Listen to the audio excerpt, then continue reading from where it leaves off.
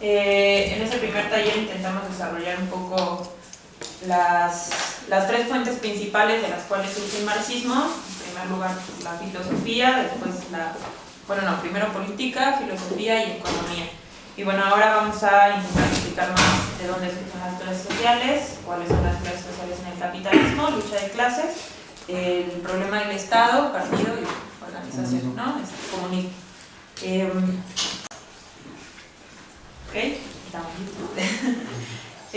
Bueno, para iniciar quisiera preguntarle, a los que estuvieron en el taller pasado, y si alguno más tiene una idea, una de las frases con las que inicia justamente el manifiesto comunista de Marx es que toda la historia de las sociedades hasta la actualidad es la historia de la lucha de clases. ¿Alguien tiene alguna idea por qué Marx lo describe de esta manera? Los que pudieron estar en el taller pasado, los que han leído algo.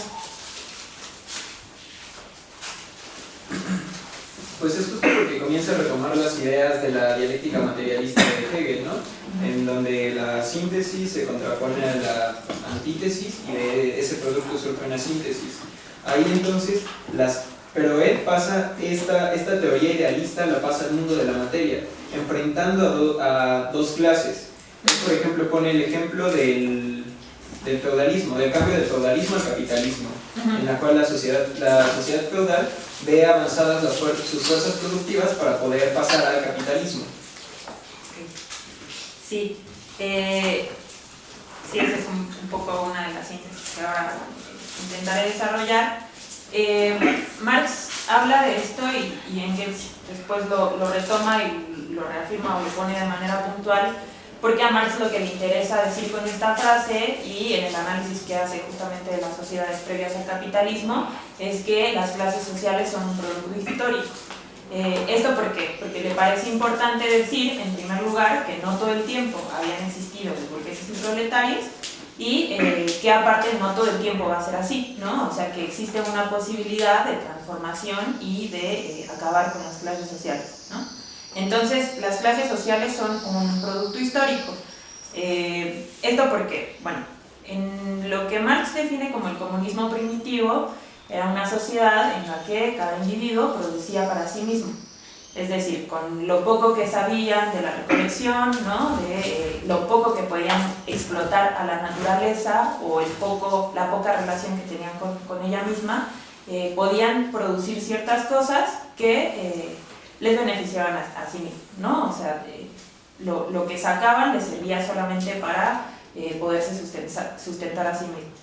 Con el paso del tiempo y con la dominación de nuevas técnicas, lo que se dio fue que a través del desarrollo de la agricultura y otras formas productivas para obtener productos justamente de la naturaleza, se fue generando justo el desarrollo de las fuerzas productivas, que lo que permitió fue que existiera un excedente.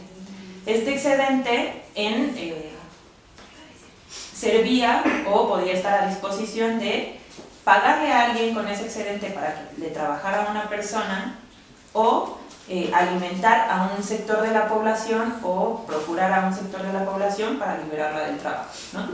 Es así como del comunismo primitivo se pasa al esclavismo, porque bueno, ese excedente se podía utilizar para pagarle a los esclavos para que le trabajaran a una persona o pagarle, por ejemplo, a las personas que se podían hacer más cargo de las funciones más administrativas, ¿no?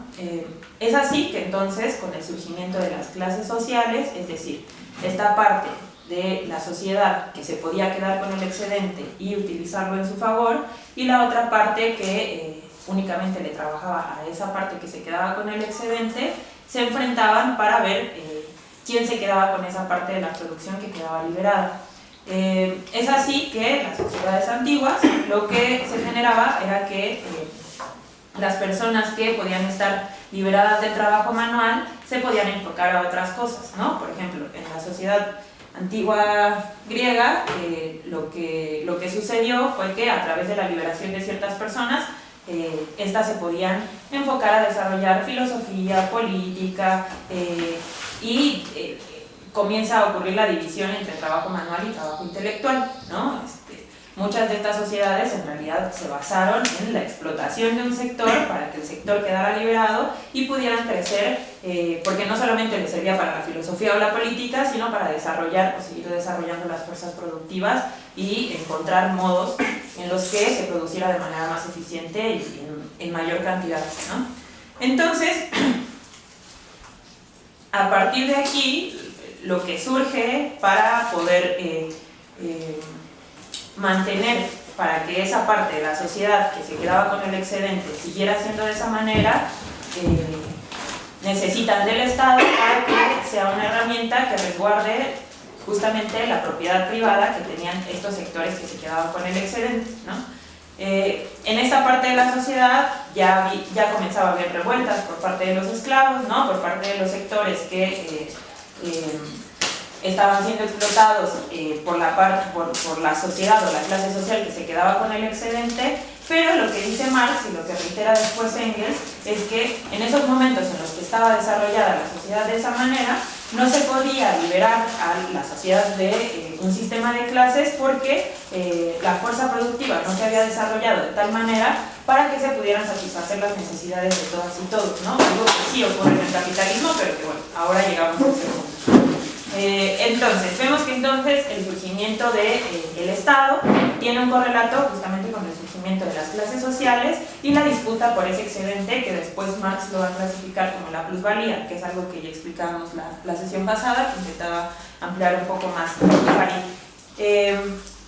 Entonces, el Estado no es un ente que anda ahí, que quién sabe dónde está el Estado, sino que es una serie de herramientas o dispositivos para garantizar que la ganancia o el excedente sigue estando del lado de la clase poseedora. Ahora bien, después del recorrido del comunismo primitivo al esclavismo y de ahí al feudalismo, con las revueltas que se dieron en el esclavismo y que lo que cuestionaron no fue el hecho de que una clase explotara a otra, sino quienes se quedaban con ese excedente, lo que pasó fue que solo se cambió de dueño quién se quedaba con ese excedente, ¿no? Pero con el paso del tiempo y con el desarrollo de las fuerzas productivas, hay una nueva parte de la sociedad que quiere quedarse con ese excedente y que es capaz de quedárselo porque avanza en su modo de producción y esta lo que genera es que al momento de competir de quién producía más, quienes tenían el mayor, la extensión de las fuerzas productivas podían quedarse con la mayor capacidad de excedente y comenzaron a comerse a las otras partes que no podían producir tanto. Okay. Ahora, ¿cuáles son las clases sociales en el capitalismo? Es el capitalista, el terrateniente y el obrero, ¿no? Sí. En el capitalismo, pues se puede decir que es el burgués y proletario, ¿no? O sea, el dueño de los medios de producción y el que esfuerzo de trabajo, ¿no? Sí, en el capitalismo existen dos principales clases, ¿no? Por un lado los burgueses y por un lado los proletarios. Ahora, en el inter de estas clases existen las clases medias, la pequeña burguesía, el campesinado, que es una clase en realidad medio mixta, ¿no? Que hay el proletariado, pero en los campesinos existen los terratenientes, los pequeños ejidatarios, los que son simplemente jornaleros, ¿no? Ahí hay una diversificación dependiendo de su relación que tienen con la tierra, con la propiedad privada. Ahora, en síntesis, o la manera en cómo lo explica Marx para polarizar estas dos clases sociales principales, que es la burguesía y el proletariado, lo que dice es que la burguesía es aquella que posee los medios de producción, entendidos no como la pequeña propiedad privada, como tener una casa, o tener un auto, o cualquier medio de subsistencia, sino la gran industria, ¿no? O sea, los grandes medios de producción. Y el proletariado, aquella clase desposeída que lo único que posee es su fuerza de trabajo, más allá de que tengan una casa o carro, propiedad mínima. Y en estas clases intermedias lo que dice es que no pueden ser clases principales porque en primera no son una característica primordial del capitalismo, sino que dependen un poco del momento económico en el que tenga el capitalismo, ¿no? Esto lo vemos, por ejemplo, cuando hay crecimiento económico, la clase media se robustece, ¿no? O sea, hay un sector que tiene mayor poder adquisitivo, que puede acceder a más cosas, pero cuando hay momentos de crisis económica, como la que se abrió a partir del 2008, por ejemplo ahora en México, se habla de un achicamiento de la clase media, ¿no? Es decir, hay menos personas que son capaces de tener un mayor poder adquisitivo y entonces pasan a ser arrastrados al proletariado directamente, ¿no? O sea, ya no pueden tener cierto poder adquisitivo y entonces pasan a ser simples asalariados con menor capacidad de incidir económicamente, ¿no? Y que no solamente se atienen a el momento económico, sino que también políticamente oscilan entre una y otra, ¿no? Aquí Marx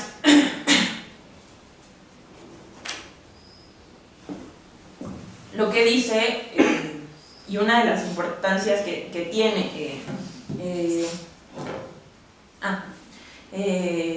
esta parte es la capacidad que va a tener el proletariado o la burguesía de tomar las demandas de esas clases medias o de esas clases intermedias para poder ganarlas a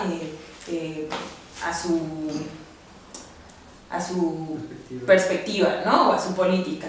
Es por eso que para el proletariado es importante no solamente retomar las consignas o las demandas de la clase trabajadora, sino también las consignas de esa clase media, como es que puedan acceder a una buena vivienda, ¿no? Puedan acceder a ciertos bienes, o incluso las demandas de otros sectores oprimidos, como es el sector de la comunidad sexodiversa, o la mujer, o la cuestión indígena, ¿no? O la cuestión racial, que son demandas que salen un poco de lo primordial de la clase trabajadora, pero que es necesario para poder tener la fuerza de golpear como uno solo y poder imponer su voluntad a la burguesía, ¿no? Entonces, para Marx existen estas dos clases, de las cuales sus intereses son irreconciliables, ¿no? El discurso del Estado surge como un aparato que se supone que es el conciliador entre los intereses de la clase burguesa y los intereses del proletariado. Ahora, para que exista la clase burguesa necesita a fuerza que un sector de la sociedad esté siendo explotado para extraer el excedente, ¿no? Que era algo que explicábamos la sesión pasada, que bueno, les pasamos los videos. Entonces, básicamente, si vemos que para la burguesía le es necesario explotar a la otra parte, básicamente los intereses y que aparte la burguesía no va a ceder, o sea, como que un día se van a despertar los patrones y dicen, ay, no manchen, hemos estado explotando todo este tiempo a los pobres trabajadores, entonces hay que dejar de ser mala onda y vamos a ser más justos, dividamos la sociedad. Es algo que no va a suceder, ¿no? Porque la burguesía sí se concibe como clase. Entonces, vemos que el discurso de que el Estado es una herramienta para reconciliar estos intereses de clase es básicamente un absurdo, porque los intereses de estas dos clases son irreconciliables. Porque, bueno, para que exista mayor ganancia necesita existir mayor explotación para el trabajador. Ahora, en los tiempos de Marx había recién un proletariado y una burguesía naciente, ¿no? O sea, él no alcanzó a ver lo que ahora vivimos en nuestros tiempos, ¿no? O sea, en contra del discurso de que, bueno, la clase trabajadora desapareció, ¿no? Ahora hay diversificación y no solamente es el obrero con overol y de manera industrial. Lo que nosotros decimos ante el discurso de que la clase obrera desapareció es que en realidad se profundizó aún más. O sea, los avances tecnológicos hicieron que la industria se profundizara, ¿no? Dejara de lado el campo, se extendiera a lo largo y de manera profunda, ¿no? Es algo que explica Marx también. Solo para que se den una idea de la profundización, a diferencia de los tiempos de Marx, ahora existen 1.500 millones de asalariados en todo el mundo. Para que se den otra idea, porque eso puede parecer muy abstracto, previo a la crisis del 2008, que seguro esa cifra ya aumentó exponencialmente producto de la crisis, 8 de los ricos más importantes de todo el mundo tenían exactamente lo mismo que 3.500 millones de personas, de pobres. O sea, imagínense, 8 personas contienen la misma riqueza que contienen 3.500 millones de asalariados.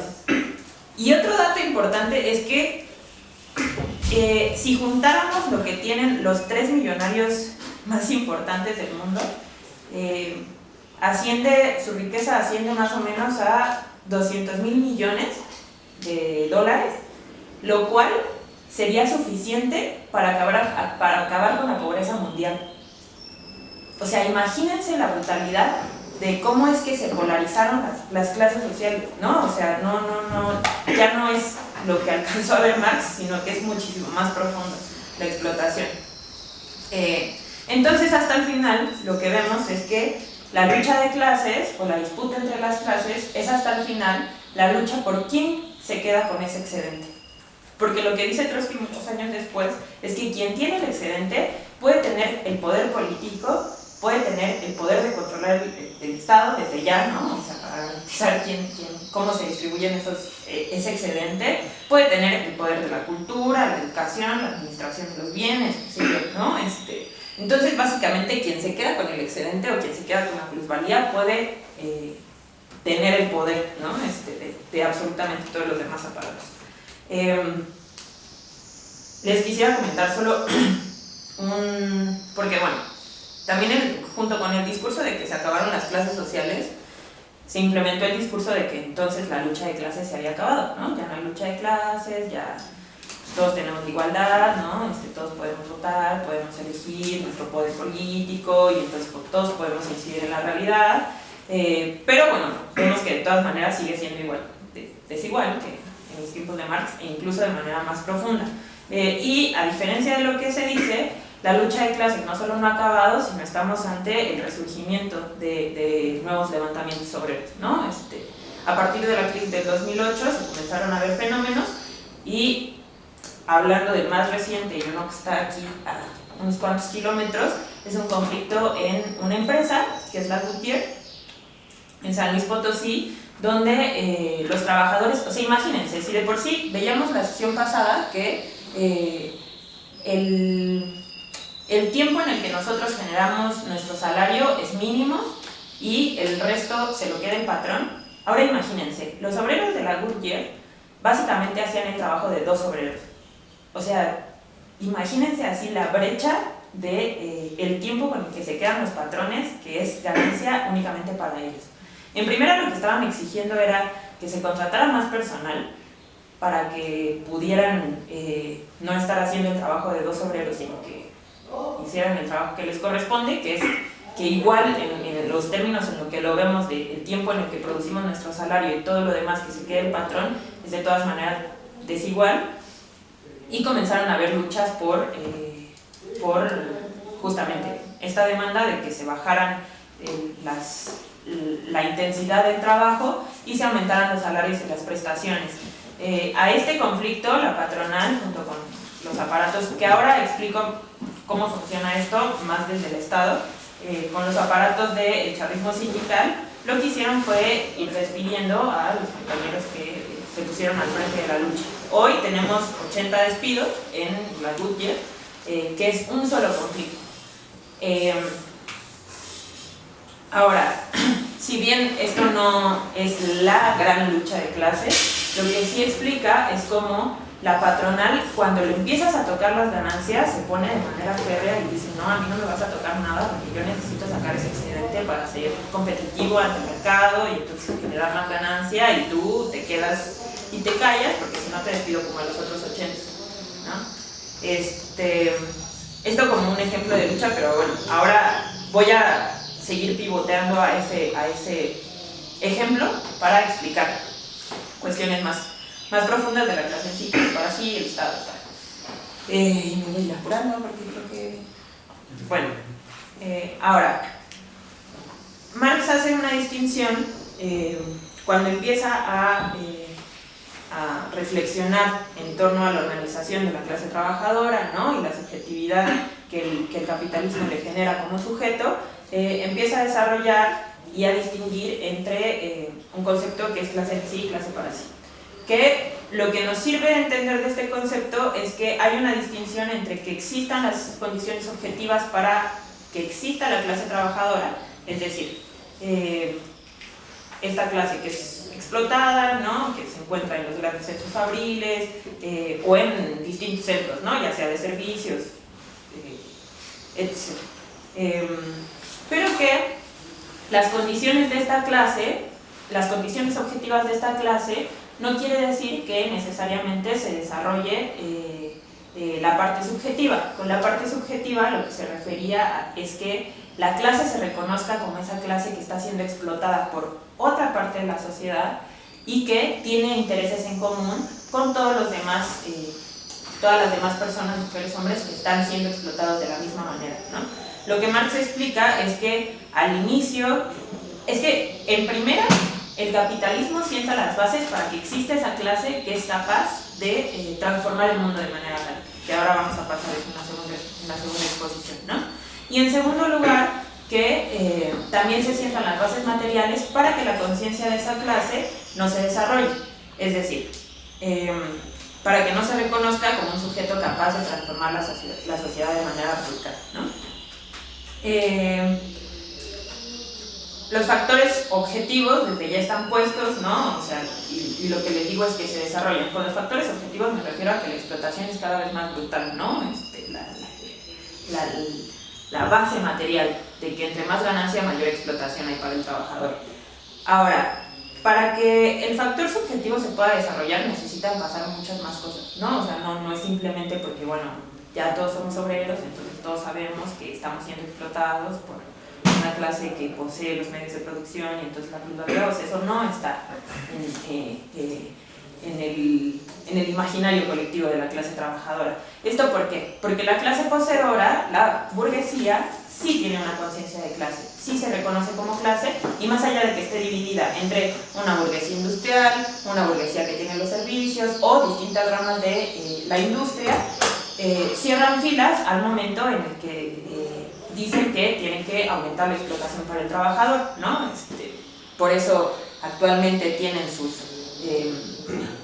asociaciones, ¿no? Donde discuten, bueno, el salario mínimo, cómo vamos a aumentar la explotación para que las ganancias sean mayores para nosotros, ¿no? Este término de, bueno, la competitividad entre las empresas, en realidad lo que apuntan es a aumentar la explotación del trabajador, ¿no? Entonces, la clase poseedora sí se reconoce como una clase que mantiene los medios de producción y aparte impone al trabajador una falsa conciencia. Esto lo desarrolla muy poco Marx, pero después lo desarrollan otros teóricos como Lukács, ¿no? Incluso Lowy habla un poco sobre eso. Pero bueno, ¿por qué es tan importante la conciencia de clase? ¿Por qué creen que ustedes sea importante? ¿Por qué ustedes creen que sea importante la conciencia de clase para la burguesía y para la clase trabajadora? Para ubicar tu rol en la sociedad. ¿Qué más?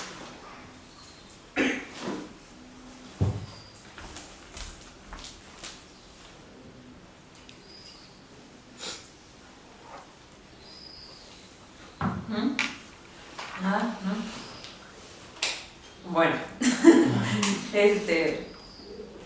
lo que desarrolla Marx y que después otros teóricos van a tomar es que justamente la conciencia de clase es no solamente determinar qué rol estamos jugando en la sociedad, porque incluso si los obreros se dieran cuenta del rol que juegan, o sea, de la potencialidad que tienen, y que a pesar de que los medios de producción tienen otro dueño que no es ellos, pero que ellos tienen la capacidad de moverlos o de pararlos, sería de por sí ya potentísimo, ¿no? O sea, que los trabajadores supieran que ellos son los que producen la riqueza, sería ya potentísimo para la clase trabajadora, ¿no?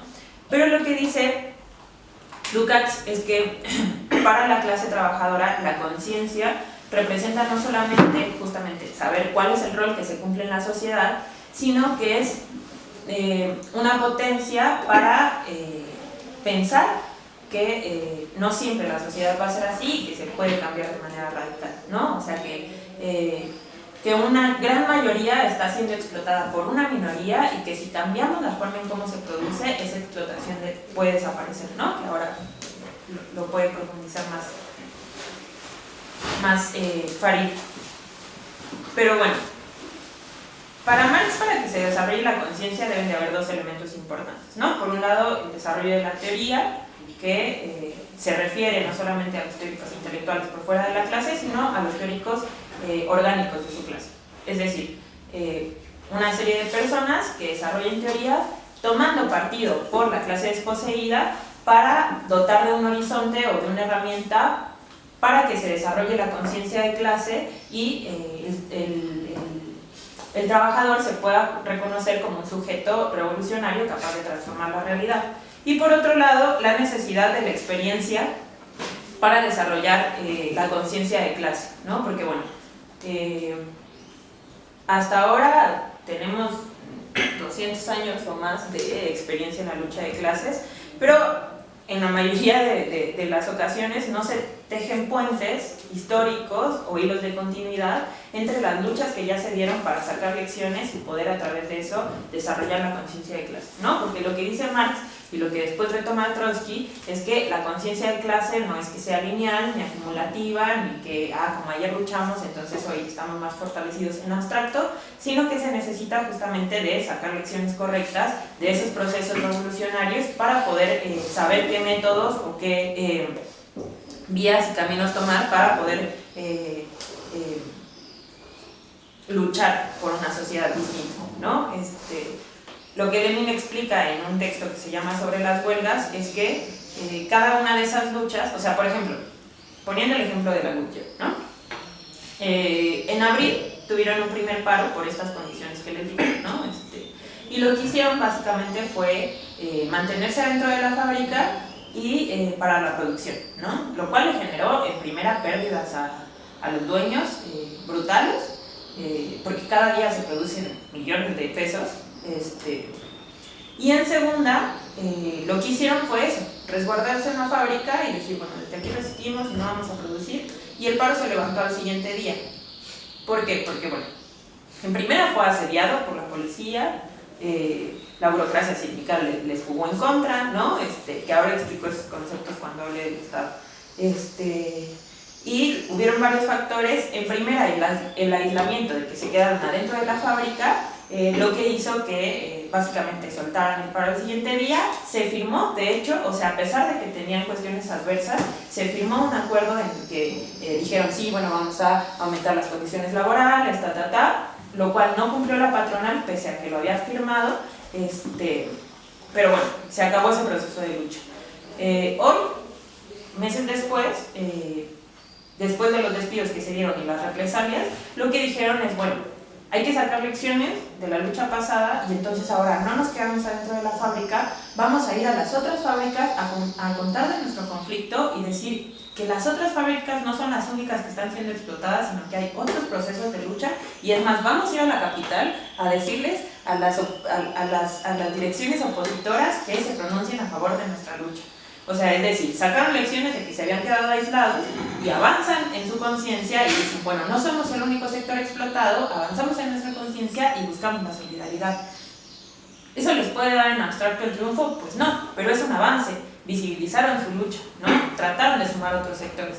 Ahora no está resuelto el conflicto, pero bueno, los obreros al interior de su fábrica, después de la primera experiencia que tuvieron en el paro, avanzaron en la conciencia, ¿no?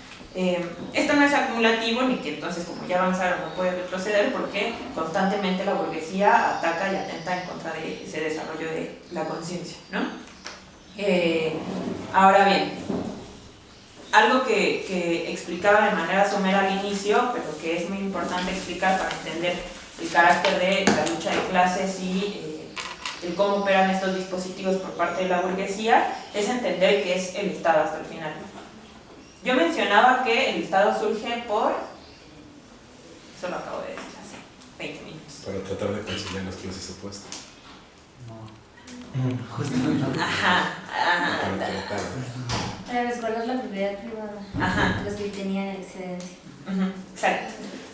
Surge con ese discurso, o sea, dicen, pero los intereses de clase son irreconciliables y toman partido, ¿no? Por la clase poseedora.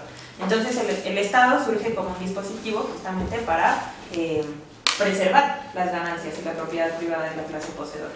Ahora, ¿cómo es que el Estado hace que eso se mantenga de esa manera? ¿Cómo lo vemos ahora? Pues porque tiene el uso de un Estado jurídico de derecho que genera las condiciones sociales para favorecer, digamos, de forma legal a los más, a la burguesía, y por el otro tiene a su brazo armado, que es el ejército, las fuerzas policiales, que trabajan y actúan con base a ese Estado de derecho para la preservación de este Estado. Sí, eso en síntesis. Ahora, si los intereses de clase son irreconciliables, y pese a que la conciencia de clase de la clase trabajadora no se desarrolla plenamente, pero sí comienzan a haber luchas por parte de los sectores explotados, pues es obvio que para la burguesía no hay un consenso de que las cosas estén como estén, ¿no? O sea, no es que, a pesar de que un trabajador promedio no sepa que el potencial que tiene como sujeto transformador, lo que sí se da cuenta es que él es el que trabaja, él es el que básicamente genera todos los artículos que hay en el mundo, ¿no? Y que pese a eso no obtiene mayor ganancia, ¿no? O no obtiene ni siquiera un salario que le alcance para comer o para vivir, ¿no? Es así que comienzan a surgir demandas económicas al interior de ciertas fábricas que no necesariamente critican la ganancia capitalista, pero que sí comienzan a cuestionar: oye, ¿yo por qué estoy ganando tan poco? Oye, ¿por qué yo trabajo 12 horas y no me alcanza para darle de comer? ¿Por qué yo trabajo 8 horas pero tengo que dobletear turnos para alcanzar a llegar a fin de mes, ¿no? Comienzan a haber demandas económicas y eso genera que no haya consenso, ¿no? Entonces, el Estado tiene dos formas de coerción, ¿no? Por un lado, todo el aparato de las Fuerzas Armadas, la policía, los militares, las cárceles, los tribunales, es decir, una serie de aparatos que están legalizados, que son utilizados para seguir preservando la ganancia del capitalista. ¿Esto cómo lo vemos, por ejemplo? Sería como el uso de la fuerza legítima del Estado y usar la fuerza material, sobre todo, pues sería el proletariado, por así decirlo, ¿no? Ajá, para protege mediante la fuerza material. Sí, protege a los patrones, por eso nosotros cuando, no sé si han estado en marchas con nosotros, pero nosotros cantamos: no son obreros, no son trabajadores. Son el brazo armado. Son el brazo armado de los explotadores. Son policías cuidando a los patrones, claro, ¿no? Porque así sea el mínimo conflicto. O sea, ¿ustedes por qué creen que el Estado mexicano utiliza a la policía cuando viene la gente, así, y no los dejan llegar a la ciudad? O por ejemplo, ocurre un conflicto en una fábrica y mandan golpeadores, mandan a la policía, mandan a ganaderos, porque lo que intentan prevenir es que se cuestionen las ganancias del capitalista, ¿no? O sea, todo este aparato de fuerza y represivo está a disposición de la clase poseedora para seguir manteniendo sus ganancias, ¿no? Por eso para nosotros no es que la policía se le botó la canica de un tiempo para acá, sino que todo el tiempo ha estado al servicio de alguien o de algo, ¿no? Que es preservar las ganancias. Ahora, no siempre proceden de manera violenta, también tienen otros mecanismos que son más políticos, sociales, culturales, para seguir preservando esa ganancia, ¿no? Por ejemplo, con la instauración del Estado moderno, cuando las leyes se hicieron más democráticas, esta idea del voto universal, de que entonces todos podemos elegir a nuestros gobernadores, es utilizada por el Estado para seguir manteniendo esas ganancias, ¿no? Porque, no se trata de a quién votemos o tal, sino que los políticos que están ahí defienden intereses de clase, ¿no? O sea, los políticos se ponen a negociar con la clase poseedora, con los empresarios, para seguir preservando mediante las leyes, mediante las reformas, la ganancia del capitalista, ¿no? Que esa es una parte mucho más velada, no es violenta, no están matando gente, no están golpeando a trabajadores, pero por la vía del discurso de, bueno, hay un voto universal, todos podemos escoger a nuestros gobernadores y tal, por una serie de dinámicas más jurídicas o legales, es que se sigue preservando también esa ganancia.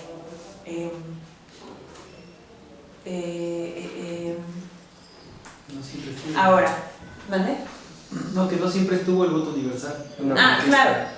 ¿No? Es una conquista de la clase Sí, es una trabajadora. conquista de la clase trabajadora, porque antes lo que hacían es que el voto de la gente que poseía los medios de producción valía mucho más que el del obrero. Y antes, incluso, los obreros ni siquiera podían votar. O sea, solamente si poseías la propiedad privada, podías votar por tus gobernantes, ¿no?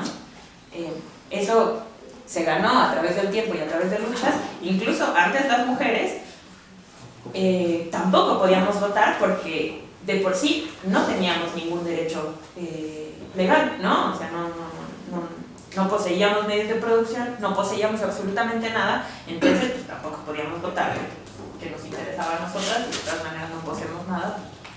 Ajá, ¿qué? Intención posible. El sufragio universal fue algo que se ganó a través del tiempo y que de todas maneras ahora ni siquiera es que, o sea, es una cuestión velada porque la única forma en la que podemos incidir políticamente es cada 6 años eligiendo a nuestro presidente o cada 3 eligiendo a nuestros senadores y diputados o eligiendo a nuestros gobernadores de los estados, ¿no? Es la única posibilidad que tenemos de incidir, pero por ejemplo la clase poseedora se junta todos los días con esos políticos para discutir cuál va a ser el plan de nación, ¿no? O sea, ellos tienen la oportunidad de votar todos los días y apelar todos los días a profundizar esa explotación. Ajá, Sea, bueno, lo del sufragio se consiguió obviamente con pues lucha de trabajadores, por así decirlo, pero podría ser que sea manipulado como una ficción de lo mismo de la conciencia de clase, de hacer creer que tienes derecho, pero realmente es como una fracción del derecho que tú crees tener, ¿no? No tienes el derecho como tal, pero te hacen creer que tienes un poder de decisión. Sí, sería parte de la ficción de la falsa conciencia. Sí, sí. O sea, a pesar de que nosotros decimos que se ganó con o sea, porque se ganó con lucha, ¿no? Se ganó con muertos, el sufragio femenino más, o sea, fue brutal la cantidad de mujeres que asesinaron que estaban luchando por el sufragio femenino, ¿no? Y pese a que es una conquista, de todas maneras, como seguimos insertos en el Estado capitalista, ese derecho conquistado nos juega a veces en contra, ¿no? O sea, porque hasta el final no tenemos poder de decisión, ¿no? Entonces, solo para hacer un recuento y ya para pasar a la siguiente exposición, ¿no? No había clases sociales, existen clases sociales. En el capitalismo existen 2 clases sociales que son burgueses y proletarios, ¿ok? Y estos intereses de clase son irreconciliables. Entonces surge el Estado para garantizar los derechos o los intereses de una clase en específico, que es la clase poseedora, ¿no? Y el Estado tiene dispositivos. Ahora, para terminar, lo que Marx dice es que toda lucha de clases es entonces una lucha política. ¿A qué creen que se refiera esto?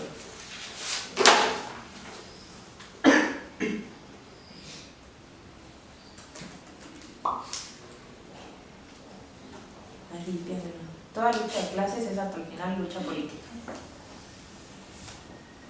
No, es por lo que decía de que quien tiene el poder sobre el excedente también tiene el poder político, económico, todo en general. Exactamente. Exactamente. Quien tiene la lucha de clases es la lucha por el excedente social. Y quien tiene el excedente puede tener el poder. Entonces, ahora lo vamos a ver con Farid, y ya para terminar, porque me extendí muchísimo, pero entonces toda lucha de clases es la lucha por el poder. Por quién posee ese excedente y a disposición de quién es que esté ese excedente, ¿no? Porque tampoco se trata de entonces decir, como ustedes tienen el excedente, ahora nosotros nos lo quedamos y somos una nueva clase, ¿no? O sea, no se trata de quién toma esas rentas, sino de transformar de tajo, y la posibilidad que tiene la clase poseedora por ser la clase que no posee nada salvo su fuerza de trabajo, de transformar la realidad de manera radical.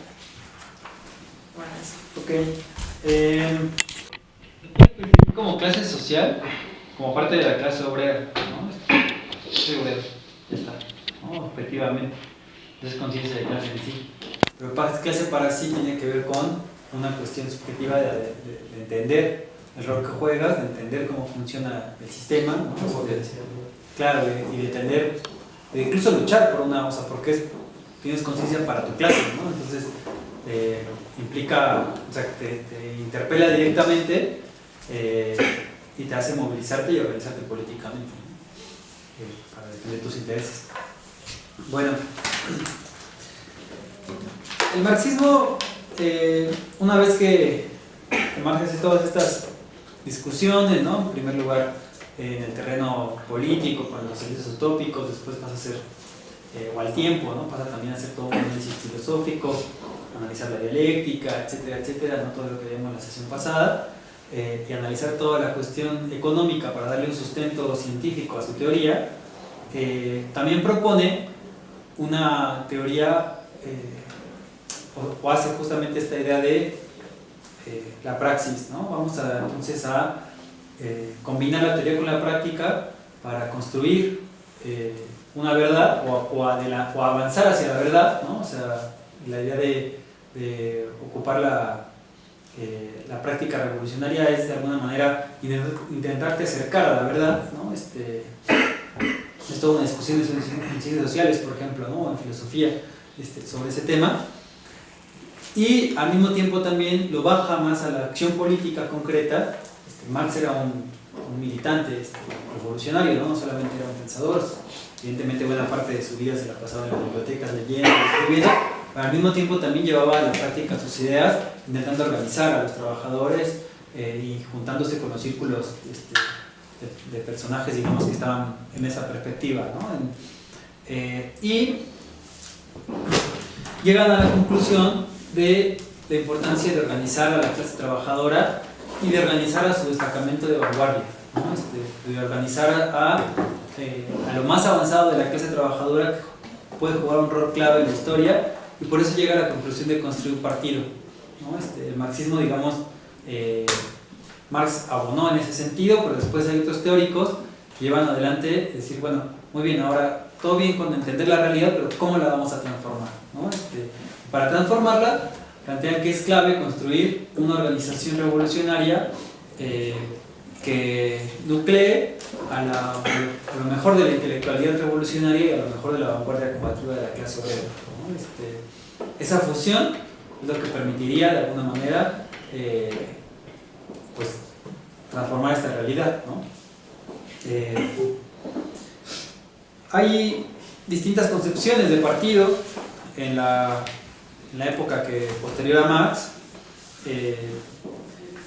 Una concepción, fundamentalmente dos, ¿no? Con distintas variantes.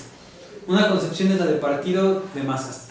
Partido de masas, es decir, intentar juntar a toda la clase trabajadora, ¿no? Toda la clase trabajadora metes a este partido y luchemos.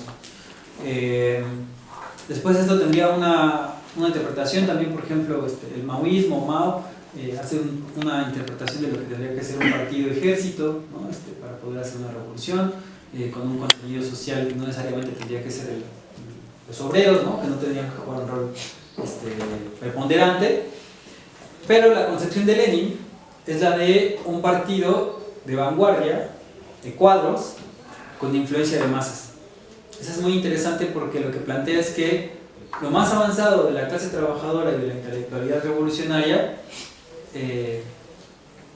tendrían que, digamos, formarse, incidir en las luchas, ¿no? Pelear en cada batalla de clase, ¿no? En huelgas, en conflictos sindicales, en conflictos estudiantiles o de otros sectores, ¿no? Incluso por reivindicaciones raciales o de género, y en cada lucha ir sacando, digamos, experiencias para llegar mejores preparados a las batallas más fuertes, ¿no? Es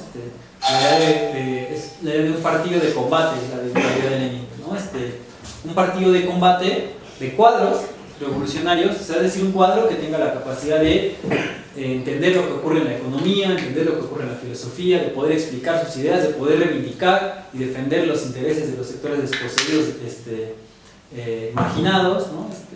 Un cuadro político es alguien que puede discutir con alguien formado también desde la perspectiva de la derecha, digamos, ¿no? Con toda una argumentación, que puede tomar el micrófono en una asamblea, en una lucha, agitar, etcétera, ¿no? O sea, son digamos, personas muy importantes para la perspectiva revolucionaria, pero estos cuadros, la clave para que pueda avanzar en un proceso revolucionario es que tengan influencia de masas. No tiene sentido que solamente sean ellos, ¿no? Con muchísimo nivel, sino que tengan la capacidad de influenciar, que miles puedan influenciar a millones, ¿no? Esa es la perspectiva.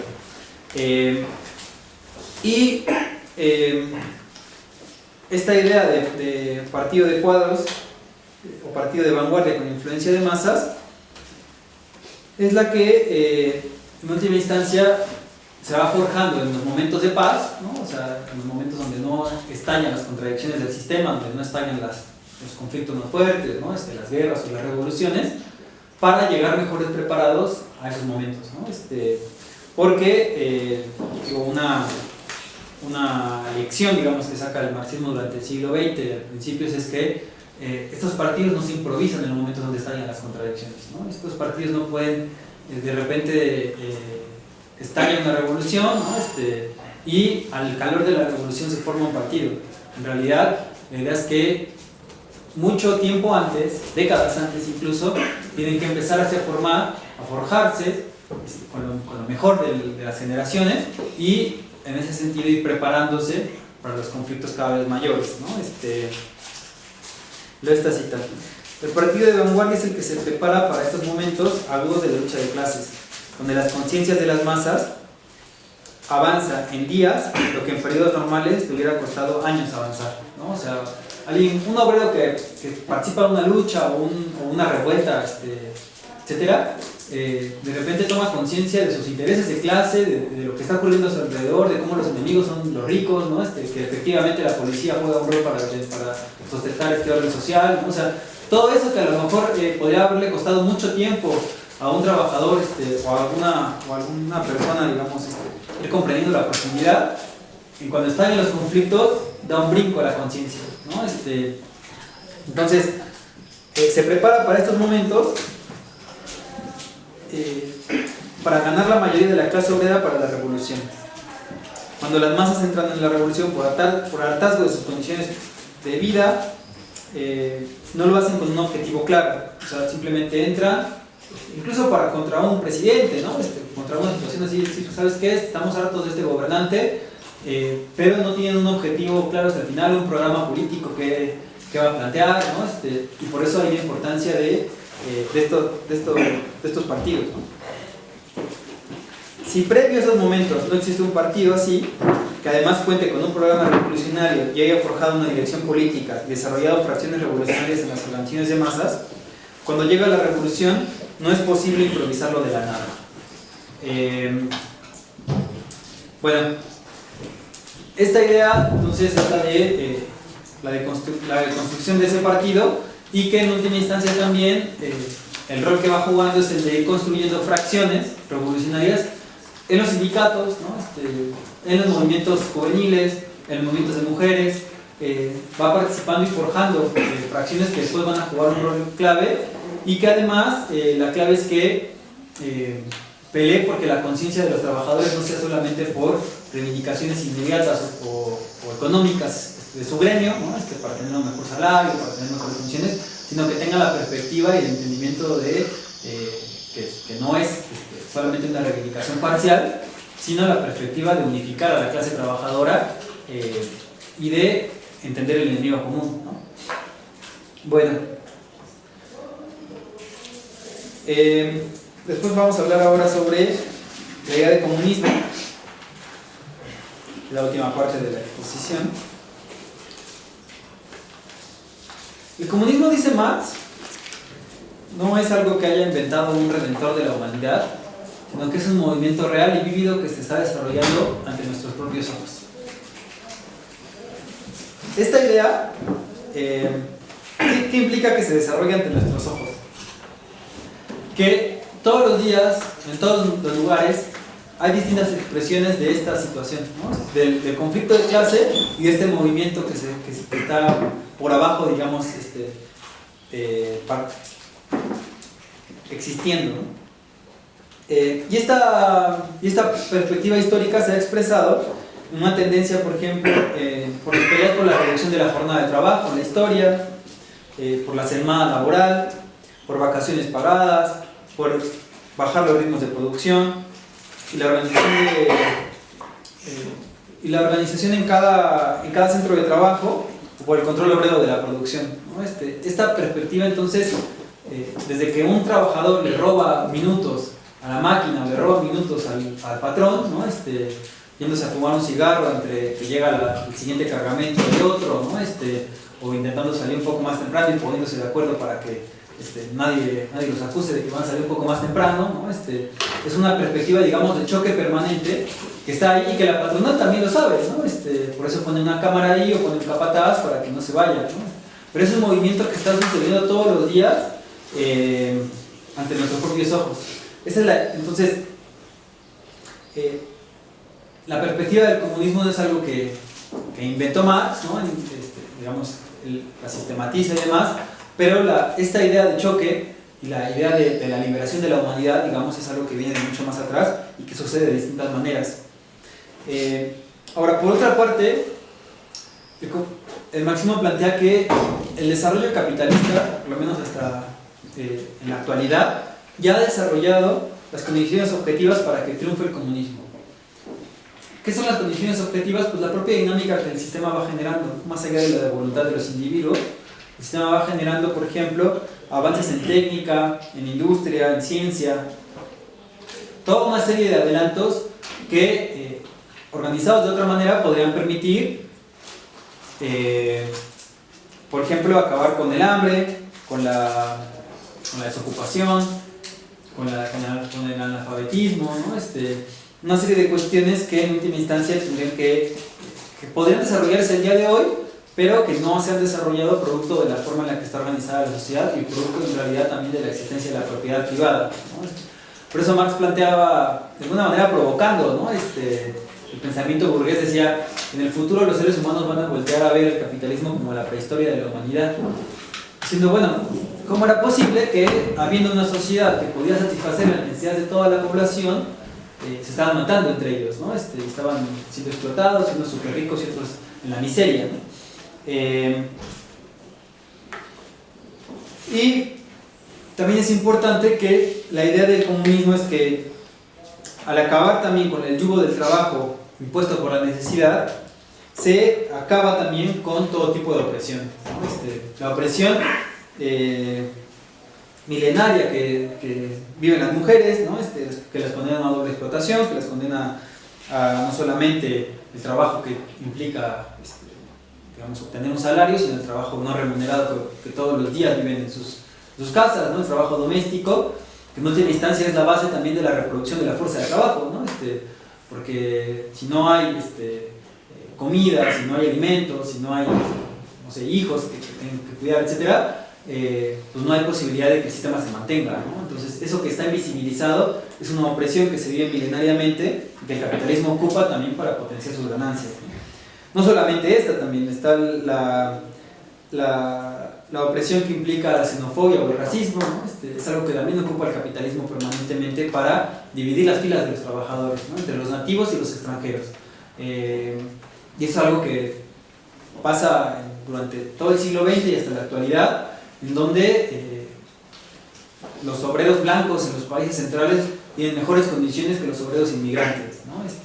Entonces, la burocracia sindical y el no es algo casual, ¿no? En realidad está fomentado también para que no haya una reivindicación común y en ese sentido no se unifiquen los sectores más desposeídos con los sectores que están de trabajadores, ¿no?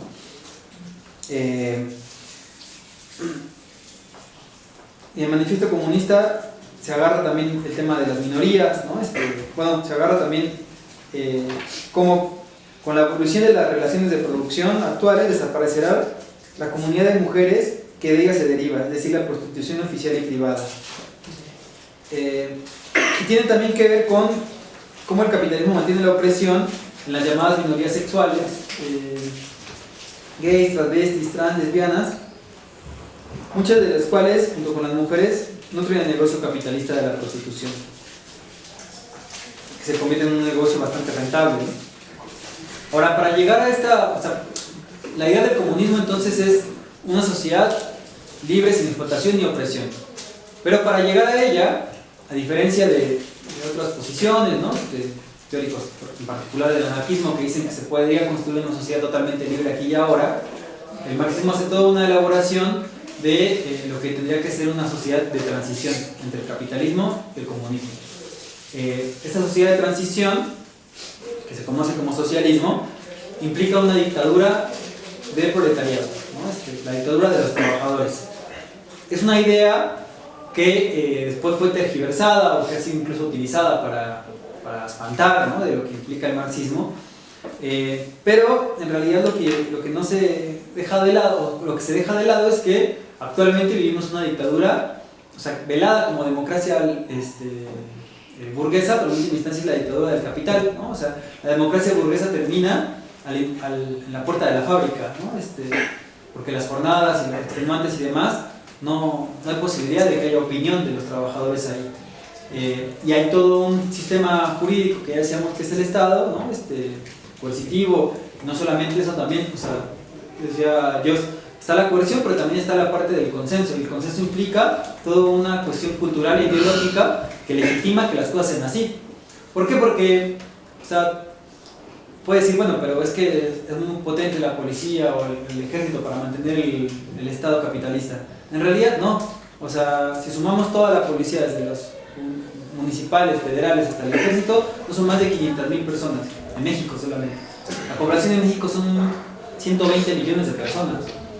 ¿Cómo podría...? El 90%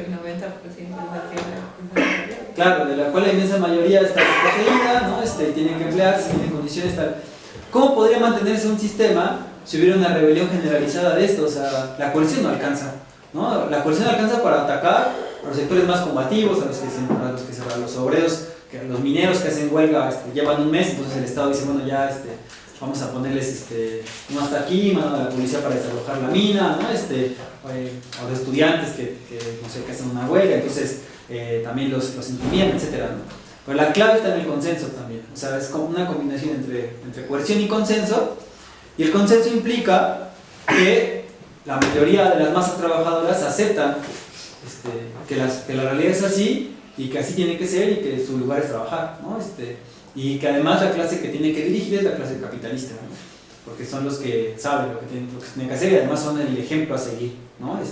Todos quieren ser empresarios, ¿no? Todos quieren tener una vida así, ¿no? La vida de un obrero, la vida de un trabajador, nadie quiere ser trabajador, ¿no? O sea, yo quiero ser o sea, ¿por qué? Pues porque eso, o sea, hay toda una serie de mecanismos que generan eso, ¿no? Sale en la televisión el presidente del Consejo Coordinador Empresarial diciendo que todo bien con las reformas, porque esto nos van a traer inversión, y entonces esto va a permitir que haya crecimiento. Entonces es la clase que dirige, ¿no? Y la gente, digamos, o si no se cuestiona o si se acepta acríticamente esa realidad, es lo que permite también el funcionamiento del sistema, ¿no? Ahora, la dictadura del proletariado implica un gobierno de trabajadores, ¿no? Es una dictadura, sí, pero contra el capital y contra la forma de reproducción capitalista, pero implica la más amplia democracia de las masas trabajadoras. La idea de dictadura del proletariado se ha expresado en distintos momentos de la historia. Uno de ellos en particular, la Comuna de París, una experiencia que duró 71 días, y en la cual, les voy a leer nada más para que vean una idea de cómo era la legislación o qué tipo de Estado se estaba construyendo ahí. El primer decreto de la Comuna de París fue suprimir el ejército permanente y sustituirlo por el pueblo armado. Ahora, ojo ahí, que pueblo armado no significa que cada persona tiene su arma en su casa y ya está, ¿no? El pueblo armado va ligado a... no significa que cada persona tiene arma en su casa. El armamento de la población no puede ser caótico, sino que tiene que estar bajo control de organismos de gobierno democrático, de obreros y del pueblo oprimido, que definirán las formas de armamento necesarias para mantener el orden público, para defender su gobierno revolucionario de los ataques de los estados capitalistas, así como de los capitalistas propios del país despojados del poder que buscarán armarse para recuperarlo, ¿no? Es decir, es un armamento de la población, el ejército permanente se suprime y se sustituye por consejos. O sea, los consejos, digamos, democráticos son los que definen de qué forma se va a mantener el orden social, ¿no? Y esto puede decir, bueno, pero esto suena muy, no sé, como utópico, lejano, ¿no? No sé cómo podrá ser. La Comuna de París se hizo, ¿no? De entrada, o sea, fue el primer decreto, ¿no? Así se cancela el ejército regular. Pero, por ejemplo, en el 2006, en Oaxaca, aquí en México, la APO sustituyó los mecanismos del Estado a la policía y a los tribunales y demás, y creó una legislación propia durante los meses que tuvieron el control en la ciudad y en otros municipios, ¿no? Los cuales, si agarraban, no sé, a alguien que estuviera robando o llevando alguna cuestión similar, tenían los mecanismos propios para poder controlar eso, ¿no? Y orientarlos, y si tenían que estar detenidos algún tiempo, etcétera, ¿no? O hay otras experiencias más cercanas también en la historia, ¿no? De mecanismos en los cuales sí hay un armamento de la población que cuida su propio orden, ¿no? Que no está ligado a un orden capitalista. Ahora, eso por el primer decreto de la Comuna de París, pero veamos qué más hicieron. La Comuna estaba formada por consejos municipales elegidos por sufragio universal en los diversos distritos de la ciudad. Eran responsables irrevocables en todo momento. La mayoría de sus miembros eran naturalmente obreros o representantes reconocidos de la clase obrera. La Comuna no había de ser un organismo parlamentario, sino una corporación del trabajo, ejecutiva y legislativa al mismo tiempo. Desde los miembros de la Comuna para abajo, todos los servidores públicos debían devengar salarios de un obrero calificado. Una vez suprimidos el ejército permanente y la policía, que eran los elementos de la fuerza física del antiguo gobierno, la Comuna tomó medidas inmediatas para destruir la fuerza espiritual de la represión, el poder de los curas, decretando la separación de la Iglesia y el Estado, y la expropiación de las iglesias, de los bienes de las iglesias como corporaciones poseedoras. Los curas fueron devueltos al retiro, a la vida privada y a vivir del aporte de sus fieles, como sus antecesores, los apóstoles. Todas las instituciones de enseñanza fueron abiertas gratuitamente al pueblo, gratuitamente a todo el pueblo, y al mismo tiempo emancipadas de toda intervención de la Iglesia. Los funcionarios judiciales debían perder aquella fingida independencia que solo había servido para disfrazar su abyecta sumisión a los sucesivos gobiernos, ante los cuales iban prestando y violando sucesivamente el juramento de fidelidad. Igual que los demás funcionarios públicos, los magistrados y los jueces habían de ser funcionarios electivos, responsables y revocables. Esto sucedió en la Comuna de París en 1872, y de esa idea de la Comuna de París, por ejemplo, sacaron muchas lecciones los marxistas y abrevan para la construcción de lo que después fueron los soviets en los primeros años de la Revolución Rusa. Los soviets eran también organismos de autodeterminación, ¿no? Que se crearon en 1905, después fueron aplastados por la contrarrevolución, después en 1917 toman mucho más fuerza y al decir de Trotsky eran los organismos que preparaban la insurrección, la llevaban adelante, ¿no? Y que después de la revolución triunfante tenían que ser los organismos de la nueva democracia, de la nueva forma de organización social, ¿no? ¿Cuál es el objetivo de esta dictadura del proletariado? En última instancia es la de que las masas tomen el control del gobierno, ¿no? Que sean las masas organizadas de forma democrática y con democracia directa las que deciden el rumbo de la sociedad a partir de la discusión, y donde sí, o sea, no decir, bueno, entonces todo es horizontal, no, se votan representantes de los soviets o de los, podemos decir, consejos o asambleas, y estos consejos, estos representantes son revocables porque tienen que llevar la voz de lo que se discute ahí, ¿no? O sea, no pueden actuar si no es ligados a un mandato, digamos, directo del consejo, ¿no? Esto es muy importante porque a veces se plantea, bueno, pero ¿cómo? O sea, Marx está todo bien con sus ideas, pero entonces el ser humano es egoísta, ¿no? Entonces va a buscar su propio interés, ¿no? Y entonces, ¿cómo eso va? Bueno, pues la clave es que la sociedad se dote de los organismos necesarios para controlar y que el poder lo tengan las masas populares, ¿no? Trabajadoras. No tener la esperanza en que una organización o un personaje o alguien, ¿no? Va a ser lo que lo va a salvar, ¿no? Sino que ellas mismas con su propia fuerza autoorganizada, y esa es la clave ahí, es que se rompe la decisión que existe entre los gobernantes y los gobernados, ¿no? O sea, la idea del marxismo es, tiene que autogobernarse la población. Obviamente, para que esto pase, tiene que ir de la mano de, por ejemplo, reducir la jornada de trabajo, ¿no? Para que que tengan tiempo los trabajadores de poder participar de la toma de decisiones, para que puedan formarse, ¿no? Tener un nivel educativo para poder participar cada vez con mayor claridad sobre qué hacer y cómo enfocar, por ejemplo, la producción, ¿no? Qué son las cuestiones que tienen que satisfacer las necesidades sociales, y obviamente poner toda la técnica y toda la ciencia al servicio de satisfacer las necesidades sociales, pero siempre en armonía con la naturaleza y con los ciclos naturales, ¿no? Porque el sistema capitalista lo que hace es, al buscar la ganancia en el corto plazo, no le interesa si destruye manglares o si destruye lo que tenga que destruir, ¿no? Sino lo que está buscando es la competitividad y el mercado global. Ahora, con la idea del comunismo y esta idea de los soviets y demás, bueno, ojo acá. Entonces, antes de eso, llegamos a la conclusión, desde el punto de vista del marxismo, de que estos organismos democráticos tienen que tender a ampliarse cada vez más para que una revolución pueda avanzar hacia el comunismo. Porque la construcción del comunismo es una construcción consciente. Es algo muy importante porque lo diferencia de otras interpretaciones, ¿no? Donde algún grupo de personas resueltas y con claridad política imponen el comunismo, ¿no? Con un golpe de Estado, con una guerrilla que se arma, entonces quiere un gobierno y ponen un nuevo régimen. Eso en realidad está alejado, digamos, de los planteamientos del marxismo clásico, ¿no? O sea, el marxismo dice, no se puede imponer, ¿no? O sea, las ideas comunistas no pueden llegar a decir, ahora todos van a ser comunistas porque nos conviene a todos, ¿no? Eso en realidad termina generando un gobierno totalmente alejado de las masas, ¿no? La clave es que las masas lleguen a estas conclusiones, obviamente con el actuar de los partidos, del Partido Comunista, ¿no? De la vanguardia organizada, etcétera, pero a partir de la discusión y del convencimiento, que es algo muy distinto a lo que después se hizo, por ejemplo, en las experiencias del estalinismo, ¿no? Que llegaban a otro estado, ¿no? Llegaban a otro país y después ya, ¡pum!, llegamos con el ejército rojo y pues, ¿qué creen que ahora va a haber comunismo aquí, ¿no? Y pues eso era llegar a aplastar la voluntad de la gente, ¿no? Y eso lo hicieron en un montón de lados, ¿no? Y pues, evidentemente sabemos cómo terminó, ¿no? Con una dictadura totalitaria, ¿no?